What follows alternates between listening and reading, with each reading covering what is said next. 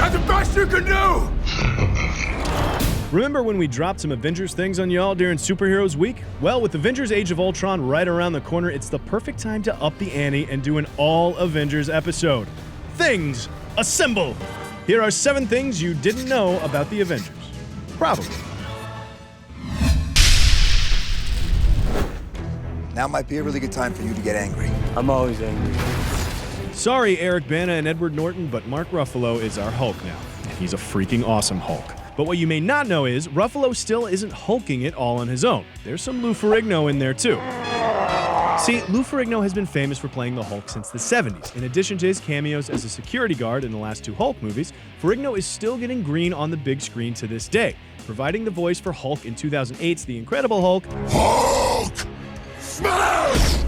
as well as in the Avengers and Avengers Age of Ultron. Puny God. Oh yeah, well, I can totally hear it. Even before it went on to make all the money ever in all the land, the Avengers filmmakers knew the project was a huge deal and would require a lot of secrecy.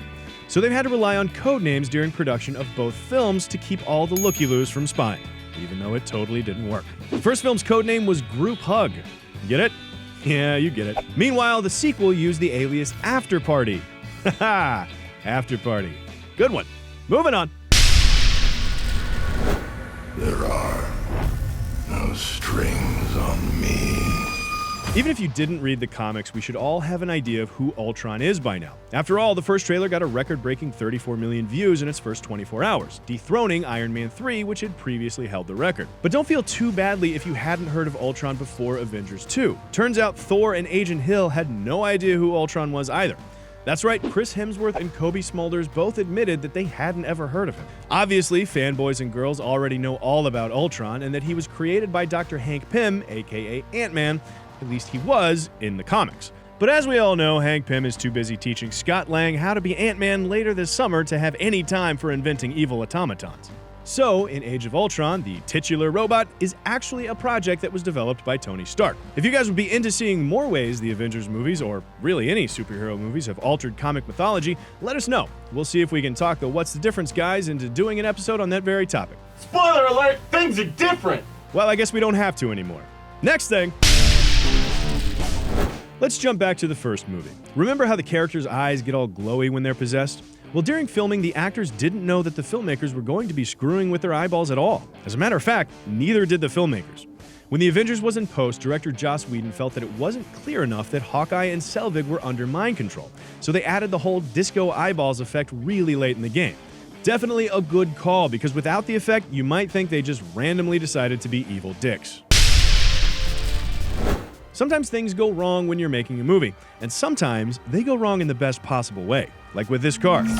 See, the car was supposed to flip all the way over, but on the first try, it stayed on its nose like we see here and then fell backward. Joss Whedon happened to like the mistake, so when the car did flip over on the second take, he decided to combine the 2 takes, leaving us with a really unique and memorable stunt. So thank you, Joss. Remember this scene with Tony Stark in the lab? Well, I bet you didn't know that Captain America is in this scene.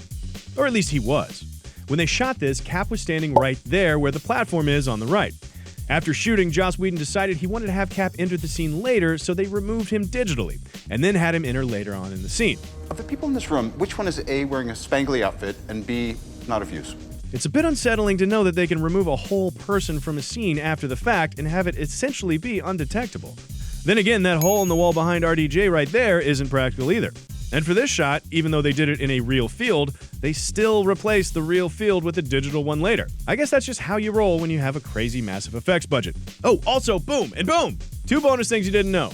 I recognize the council has made a decision, but given that it's a stupid-ass decision, I've elected to ignore it. Let's wrap this up with a thing about one of the very last shots of the film in the helicarrier. You probably didn't notice that the design of the helicarrier is actually an eagle, which is, of course, the SHIELD logo. It's a she-eagle. The consoles make up the wings of the eagle, and now that I've pointed this out to you, the eagle's head right there is pretty obvious. See? It's totally an eagle. And now you'll never unsee the eagle every time you watch The Avengers. Alright, that's it for this episode, but let us know if you're pumped for Age of Ultron and have had your advance tickets for weeks like we have. Or if you're some weirdo who somehow is not at all excited and only showed up to troll the comments section, You can let us know that too, I guess. Thanks for watching, and be sure to check out Cinefix.com and subscribe for more true-ish things about movies and sometimes sneaky eagles right here on Things You Didn't Know.